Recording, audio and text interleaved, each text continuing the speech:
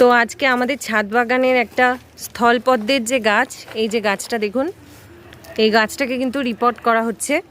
তো কি করে রিপোর্ট করছি আপনারা দেখতে থাকুন। প্রথমে কিন্তু গাছটাকে তুলে নেওয়া হয়েছে টবের থেকে।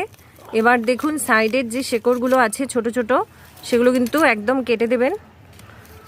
অনেকটা পরিমাণে কাটলেও কিছু হবে না, তো বেশ ভালো করে এগুলো কিন্তু ছেটে দেবেন। ছেটে দেওয়ার পর তারপরে এটা ছাঁটা হোক। তো এটাই কিন্তু রিপোর্ট করার একদম ভালো সময়। তো আমার তো নতুন পাতা বেরিয়ে গেছে গাছটার, তো আপনারা কিন্তু পাতা বেরোনোর আগে এই কাজটা করবেন। এবার মাটি রেডি করা হয়ে গেছে, মাটিতে সার দেওয়া হয়েছে পর্যাপ্ত পরিমাণে, দিয়ে এবার নতুন করে আবার বস্তায় করে কিন্তু বসিয়ে দিচ্ছি গাছটা। নেক্সট বছরে প্রচুর ফুল পাওয়ার জন্য কিন্তু এই কাজটা অবশ্যই আপনাদেরকে করতে হবে।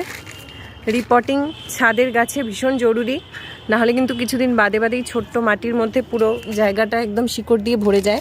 তো এই যে দেখুন, এই আগের যে জায়গাটা ছিল তার থেকে কিন্তু অনেকটা বড় জায়গা দেওয়া হয়েছে, আর পুরোটা এবার মাটি দিয়ে গোবর সার দিয়ে ভরে দেওয়া হবে। ব্যাস, ভালো লাগলে একটা লাইক করবেন। সবাই ভালো থাকবেন, টাটা।